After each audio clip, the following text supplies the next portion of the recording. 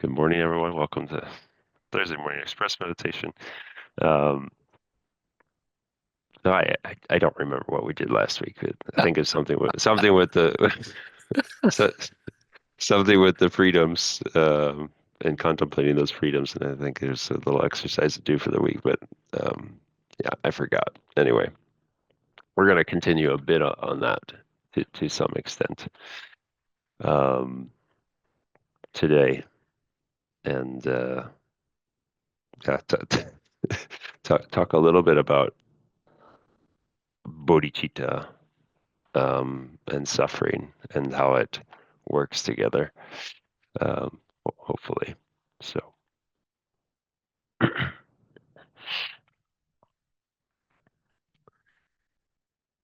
but we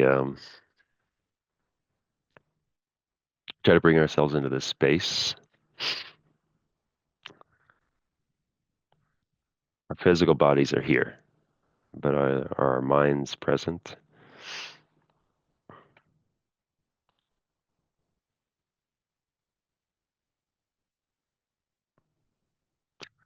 So you think about it this way.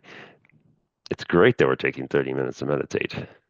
And when we put the 30 minutes in the context of the whole day, of the 24 hours in a day, it's just a tiny portion, almost maybe a little bigger than a drop, but it's about a drop in the bucket. So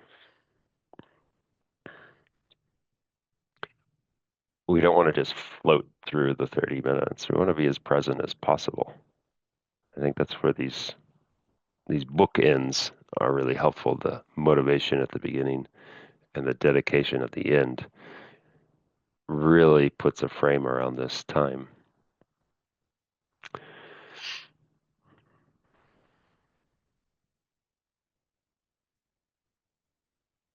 And it should give us the freedom. We don't have to think about or do anything else for the next 30 minutes.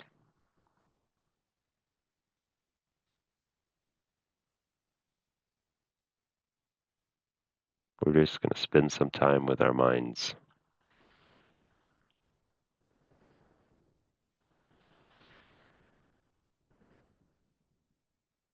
So we bring our thoughts, our our focus, less our thoughts, more our focus. We bring it inside.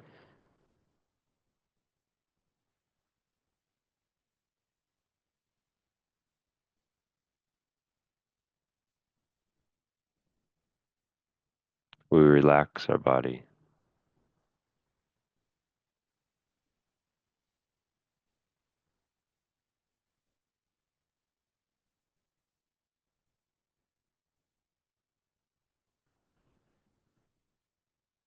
We become aware of the breath,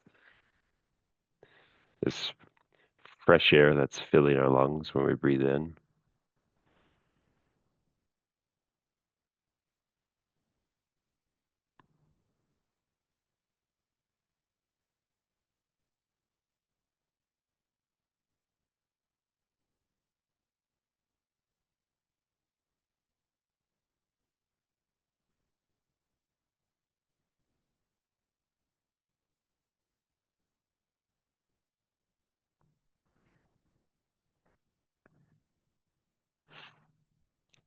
And then we think about our motivation.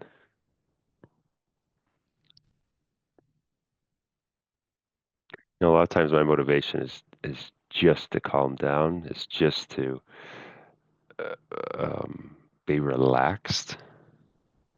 And it's a bit of a selfish motivation. But if we think about it, if we're not relaxed, if we're not calm, if we're not in tune to the present moment, we're probably doing something for ourselves and we're probably hurting someone else in doing that.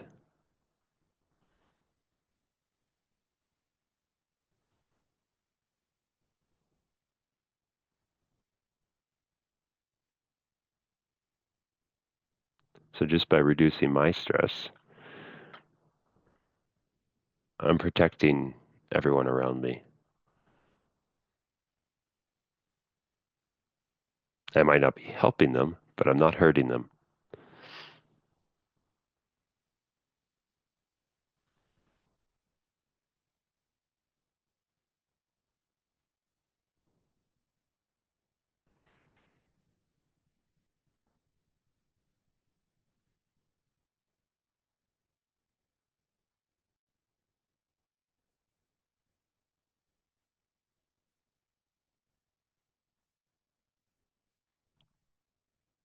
So may I have more of these moments to the day of being calm, being relaxed, being stress free.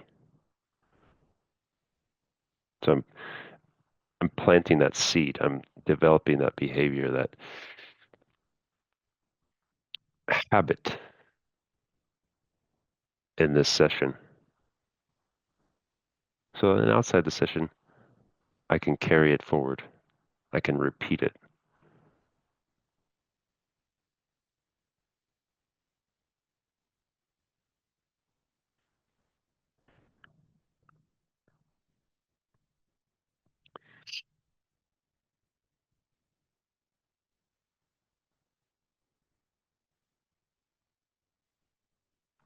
So today I want to meditate a little bit on this. Mm, they call it leisure and fortune, but more the fortune of this of our existence. And I need to say a few things first, just to kind of lay a little bit of the conceptual groundwork.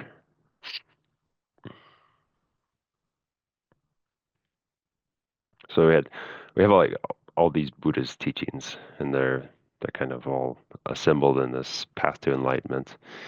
Um, and I think many of us have heard of the kind of the small, medium, and the great scope for each of the types of beings on the path. Um, and we're in this small scope right now. That's where we are. Most of us on this planet Earth, and we need this bodhicitta.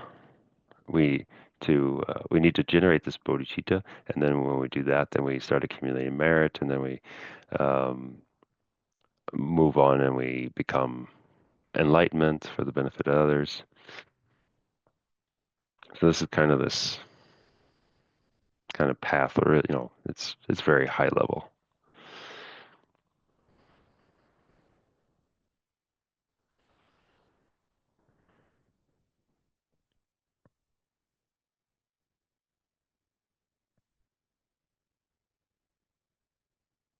So as humans, we kind of want to develop our practice because in the next life we want to get to a higher status.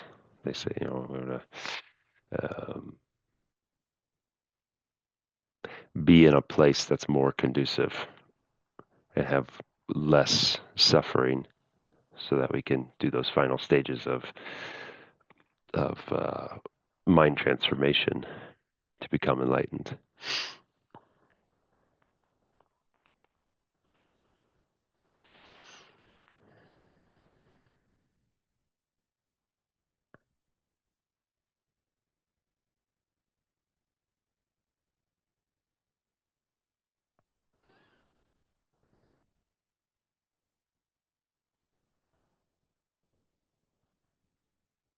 So I kind of want to focus on this current situation. We're not going to focus right now on these medium and higher scopes. Um, because we need to work on with what we got right now, keeping the end goal in sight, but working with what we have right now. So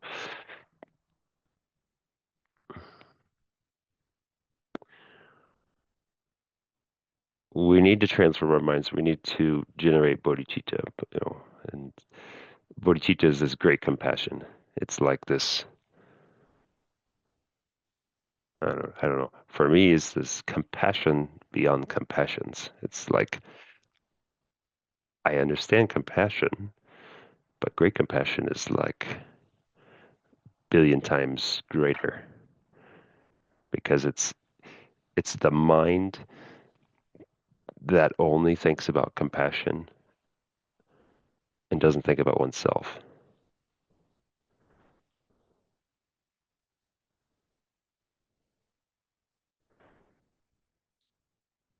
And it's like it's so remarkably out there because I think about myself all day long. And then maybe for this 30 minutes, I think a little bit about others and I have a little bit of compassion. That's my current state.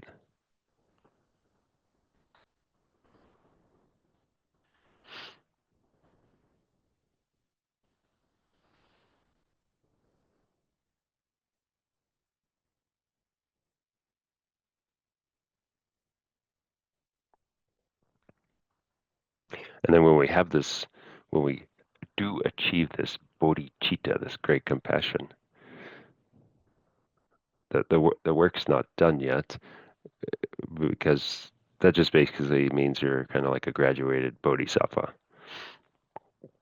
You still have you still have a little work to do to become fully enlightened. But it's not so important for us right now.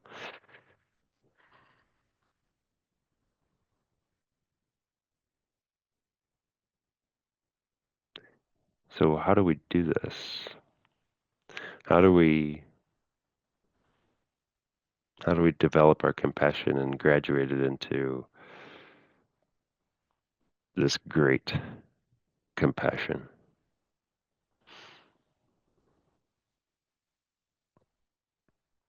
So, I mean, we talked a little bit about it, but we think about the benefits.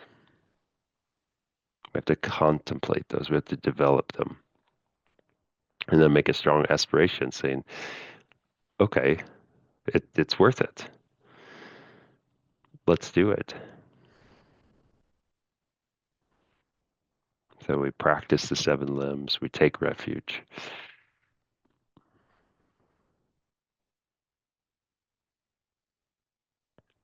and then when we're doing it, we see that there's these temporary benefits. People are kinder to us. People uh, respect us.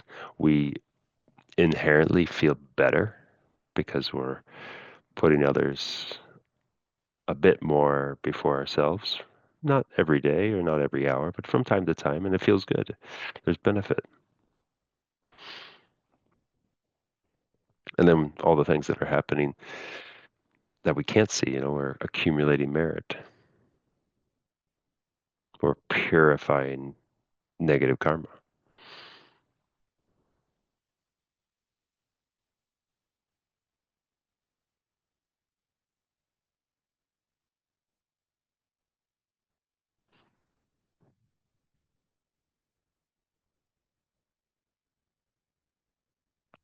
So,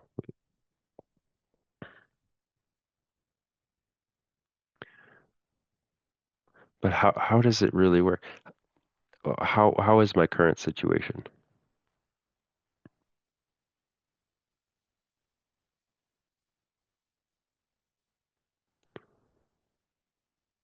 in this world?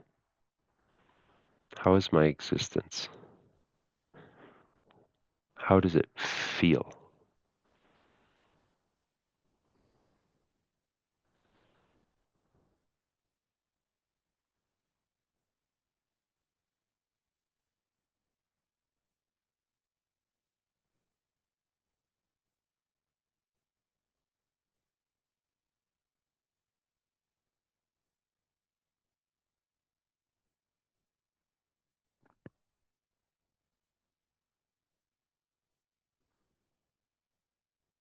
And if I don't know how it feels for myself,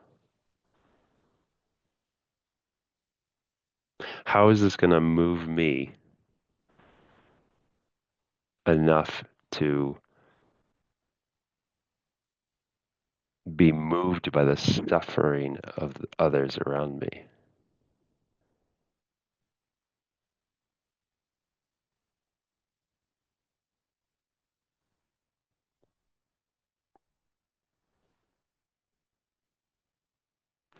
So this whole bodhicitta business, it starts with me.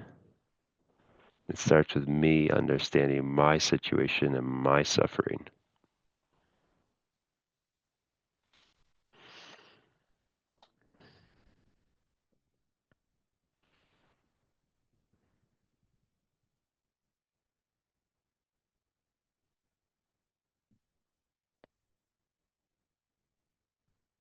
So there's a quote from Shantideva talking exactly about this, right? He says, if those beings, those other beings, have never previously had such a mind for their own sake, their own situation, even in a dream, how would it ever arise for the sake of others?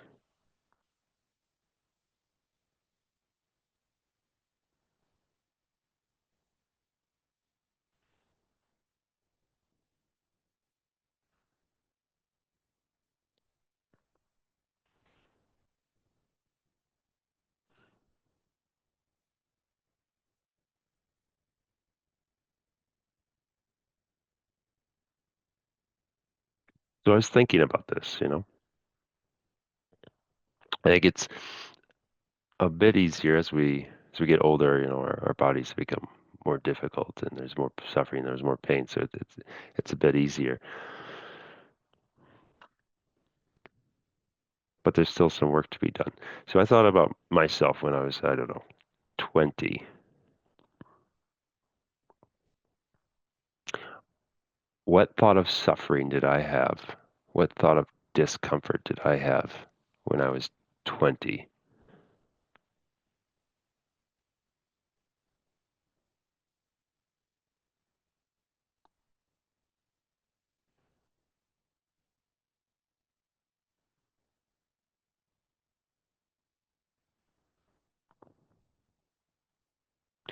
I don't think I had any suffering. Thoughts of suffering. I think there was suffering, but it was obscured. It was completely hidden. Why? Well, probably when I didn't feel so well or was trying to get some euphoria of some sort. There's alcohol and other substances that come into play, and then there's distractions by going to different activities uh, with friends. There are concerts. There are um, sports activities, clubs, organizations. I mean, I fill my life with all of these distractions in a sense, right? I didn't look at it that way, but keeping myself busy in my mind and my body to avoid the apparent suffering that's there if you choose to look at it.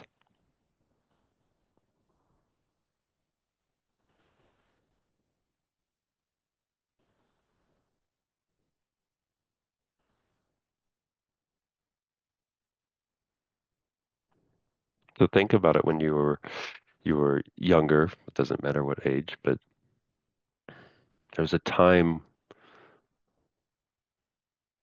when suffering was almost or completely impossible to see.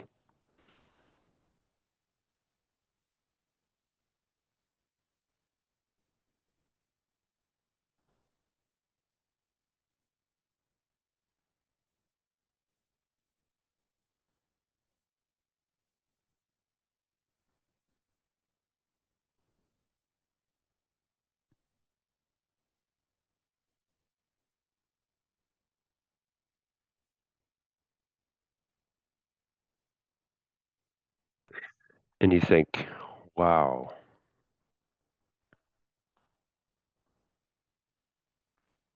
how does that mind of that person at that point in existence develop compassion in the absence of suffering, in the absence of recognizing suffering?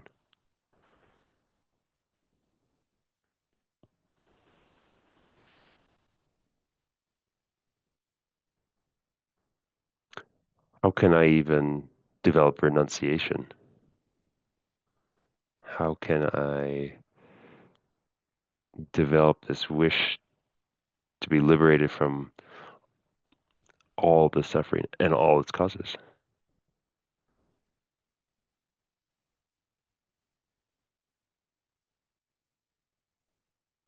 I don't think it's possible.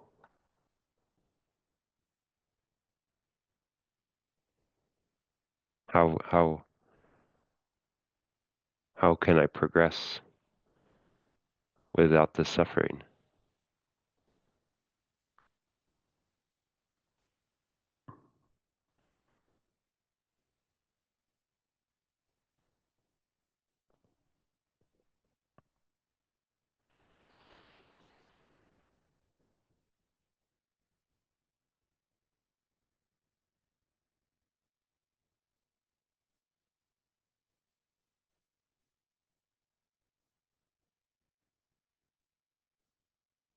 So what's the point?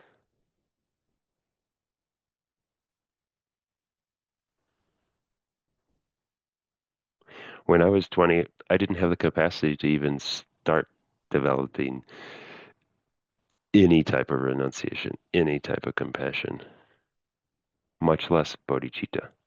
Forget it.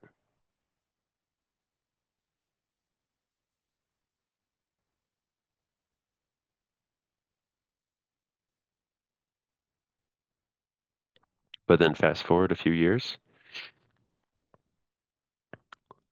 something shifts, something becomes more visible. There's different physical and mental pains that start arising. And if one's lucky and we don't distract ourselves with activities and substances and completely, so to speak, medicate our suffering,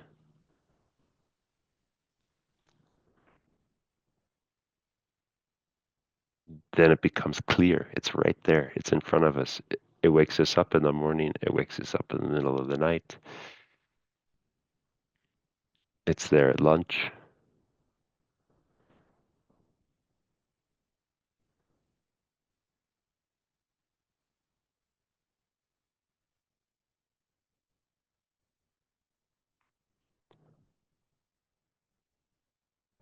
And it's nothing to get depressed about. This is uh, this is good. Lama Zopa would say that the dirt has to come out, especially out of the mind.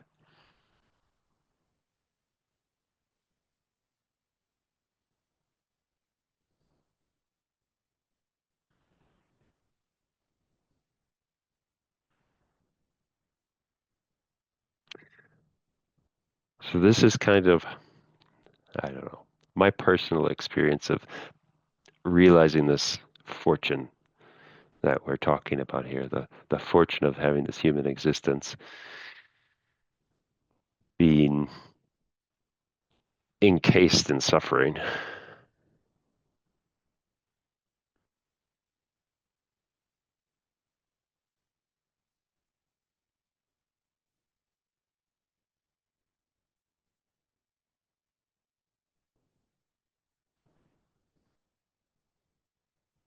Because if it wasn't for identifying with this suffering, I'd keep on going how I was going when I was 20. There would be no spiritual development. There'd be no merit accumulation. There'd be no purification.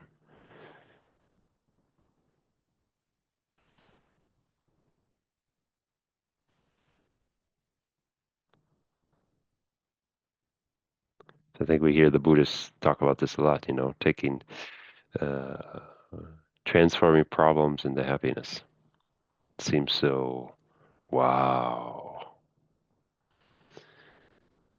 But I think it's just that.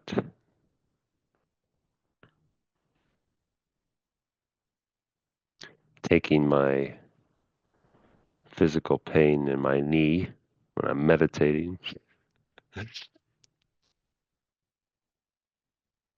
as my motivation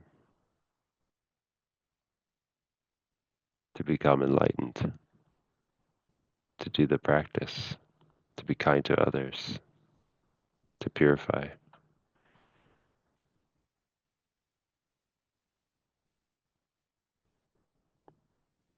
And that's an easy one, I think. But what about anxiety, depression, all the mental illnesses? Those are the tough ones, right? The knee is easy. The foot, they can have it. Take it away.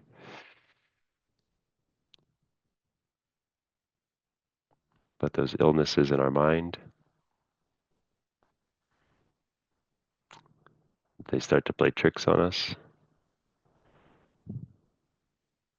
And the more you look at them, the worse they look.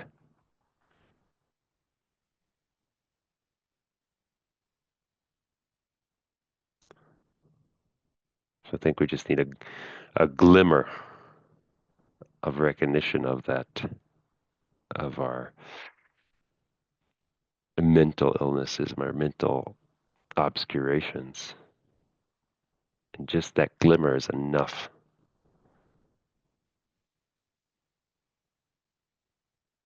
to motivate us.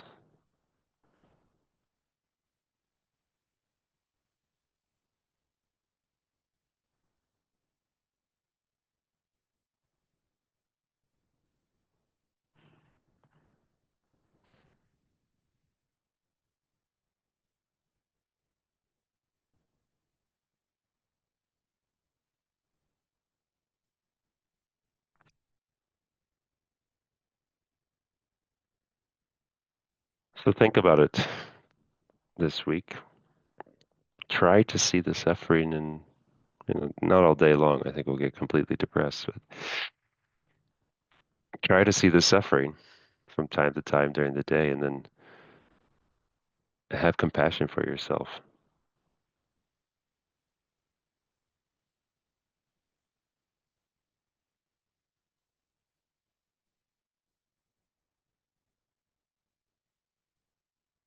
Think, may may I not suffer. May I be free from the suffering. May the suffering never return. But in a kind way, not forceful, not harsh, just gentle.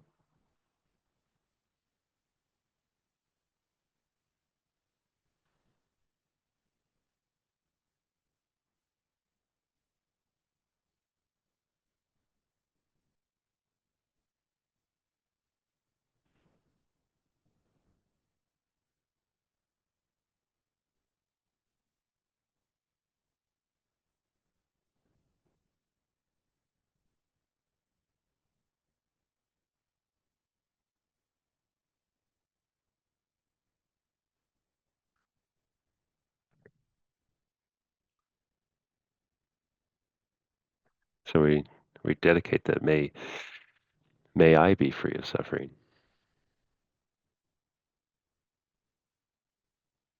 May I become compassionate. And through this, may I be a benefit to all sentient beings.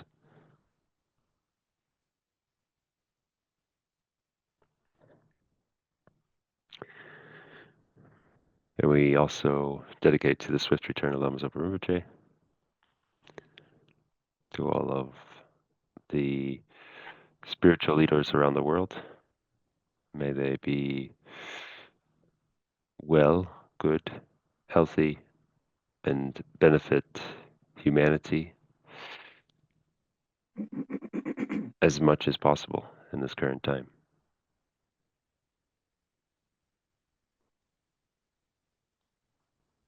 Thank you, everyone.